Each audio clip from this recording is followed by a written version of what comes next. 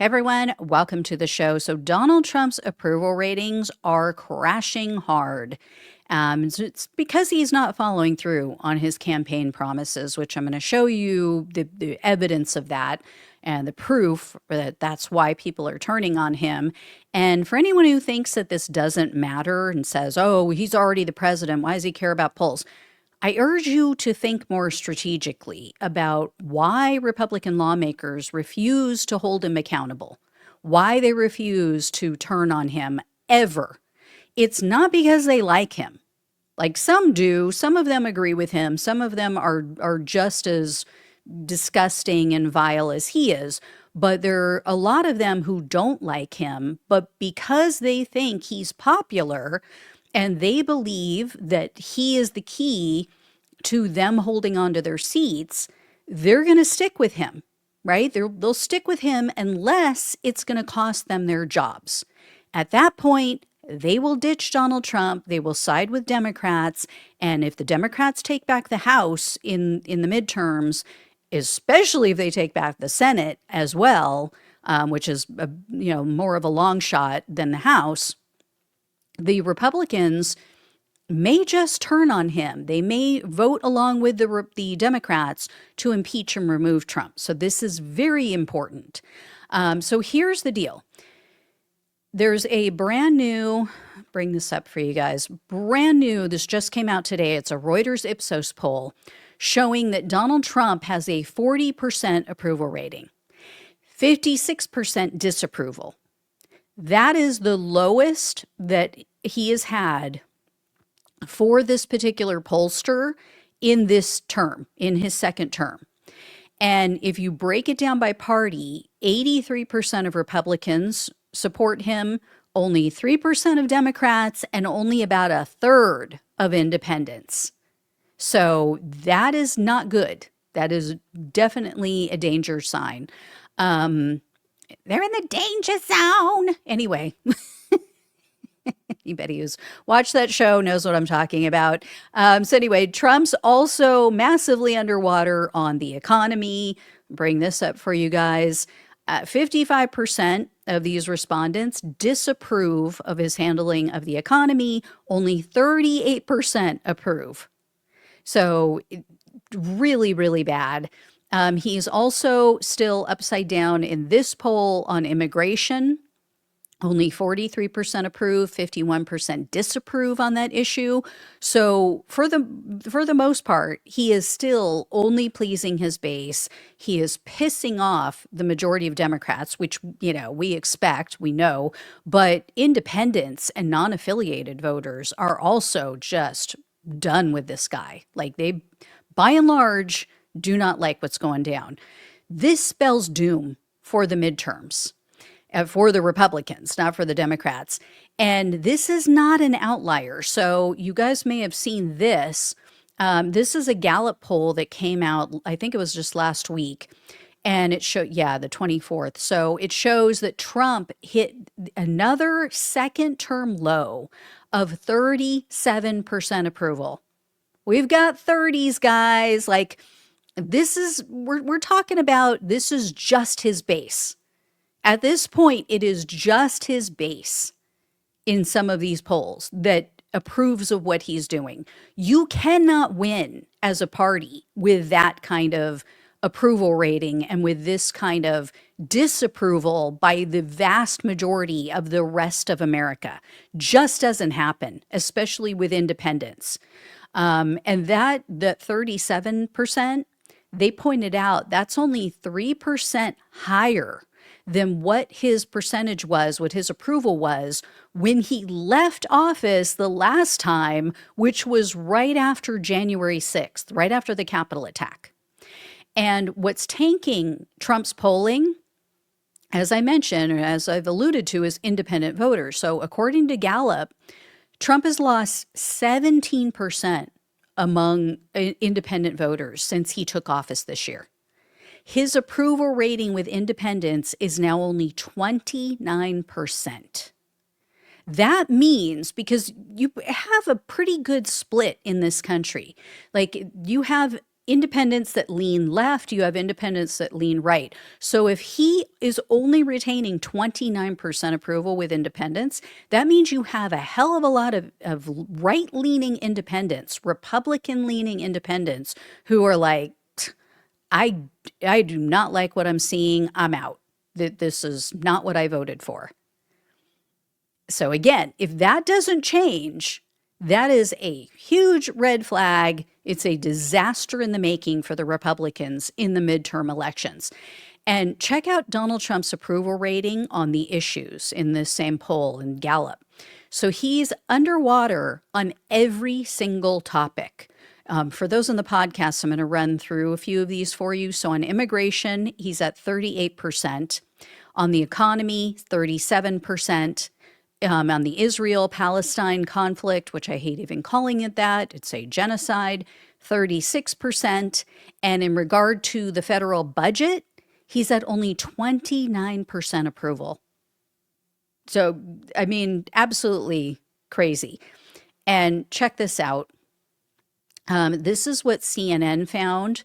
They went over this Gallup poll, but they also looked at the aggregate of the polls, and here's what their expert had to say. Approval rating with independents. Back in January, it was minus 2 points. Now it's minus 35 points. But what's important here is Gallup is largely matching the average. Back in January, in the average, Trump's net approval rating with independents was minus 3. Look at where it's fallen to now, minus 29 points. Worst net approval ratings ever 6 months in among independents. Last time around, Trump broke the all-time record at minus 23 points. He is even lower than that now. His net approval rating on inflation among independents, it's actually worse than Biden's was a year ago. Biden was way, way underwater at minus 38 points. But look at Trump and the average of polls on inflation. Oh, my goodness gracious, minus 45 points. If this is what we have on midterm day come 2026, I can promise you this. The Republican majority in the House, you can wave adios amigos, goodbye to it, because Republicans, simply put, can't win with this number. Worse than Biden. Worse with independent voters than Biden. Like, you couldn't formulate, you couldn't come up with a worse insult for Donald Trump. I mean, that is like the worst insult you could ever levy at him, because he just thinks that Biden was one of the worst presidents ever. So that was from last week, I believe. Another new poll just came out today, though. It shows very similar results. So take a look at this one. The Economist released this poll. Their findings from a poll conducted by YouGov on their behalf. Trump is at only 40% approval in this poll. So a little bit better than the other one, but not by much. And 55% disapproval. And then look at this chart. This definitively shows that the electorate, even especially independents, they have lost that love and feeling. So as you guys can see, his approval on the issues has dropped significantly across the board since he took office. In January, he was above water on every single topic, as you can see here, with the exception of healthcare. His numbers have completely plummeted on foreign policy, jobs in the economy, and then slightly on immigration. The biggest drop, though, as you can see here, is with inflation and prices. So again, these aren't outliers. This is not an anomaly. Trump is just sucking wind in regard to especially what used to be his best issues. He is losing more and more independence every single day, and he is turning people off with the way that he's handling immigration, with how he is just not focused at all on the economy and inflation. Like, these tariffs are the worst thing that he could have done because they're increasing prices. I mean, and think about this. He hasn't even implemented all of the tariffs that he wants to implement.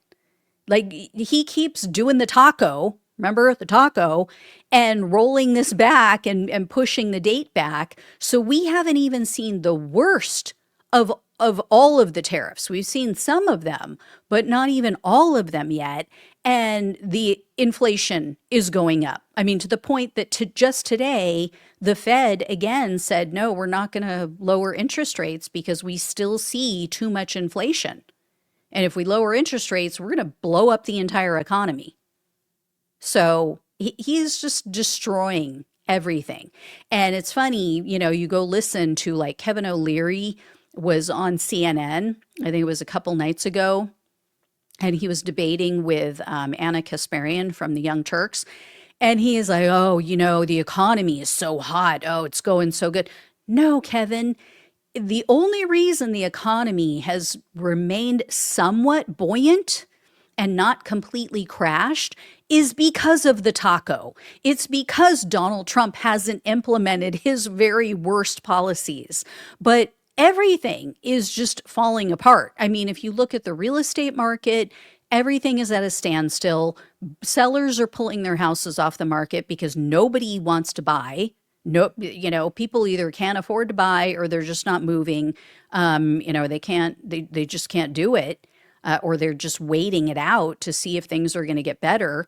You've got, the car market. I mean, everybody went out and started buying because of these tariffs that are going to be implemented. So that has been like a false flag, kind of like faking out the economy, making it look like, oh, look, people are still buying things. People are still buying big ticket items. No, they're buying because and especially with the EV cars, because we are going to lose those subsidies. Donald Trump took away the electric vehicle subsidies, and that is coming to an end. So people went out and just purchased, if they were even thinking about getting an electric vehicle, they went out and did it before those subsidies are taken away. So we've had a lot of smoke and mirrors, three-card Monty going on with the economy, but it is about to hit us hard. We are about to run into a brick wall. So anyway, so that's where it stands. People are not happy. I talked about this, I think it was Monday, talking about the focus groups that I listened to, the hours and hours of that stuff. So yeah, people are they're pissed. They're like, no, things are not going good. It's not what I expected. All right, guys. Thank you all so much for watching and listening. Please like, please share, and subscribe if you have not. Please donate if you possibly can. Love you all. Take care. Talk with you soon.